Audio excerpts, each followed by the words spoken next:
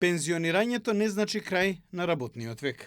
За некого значи одмор, но за други значи продолжување на професионалната кариера или пак можност за дополнителна заработка. Но за бизнис секторот ова значи дополнителна работна сила, во време кога пазарот нема доволен број на искусни и квалитетни работници кои имаат знаење и вештини кои ќе придонесат за раст на економијата. Фактот е дека ако имаме 340.000 пензионери, 3%, 5% од тие да бидат во функција на бизнисите, на приватниот бизнис, значи еден потенцијал од околу отприлика 20 на 25.000 луѓе. Ако имаме потребата за вработени, за ново вработени во приватниот сектор отприлика околу 10.000 во моментот, значи овој потенцијал е итекако валиден.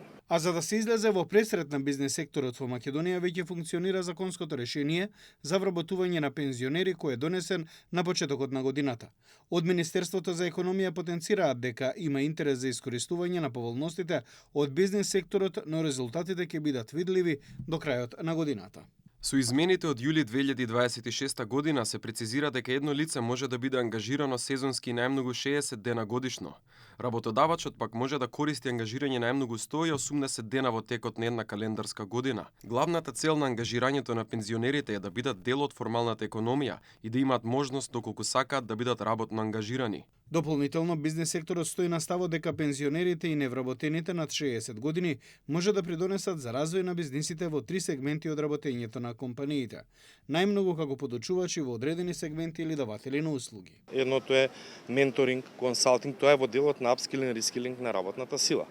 Вториот дел може да биде исто така нивно ангажирање во делот на занаетчиските работи, во колку некој занаетчија или некој со специфични вештини веќе се пензионирал, меѓутоа тие вештини се потребни на пазарот, па он може да обучи и други луѓе.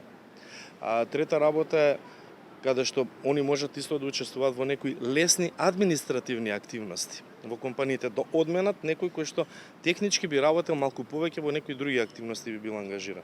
Старењето на населението и намалениот наталитет се причина бизнес секторот да верува дека иднината е во активно користење на услугите на повозрастната категорија на граѓани.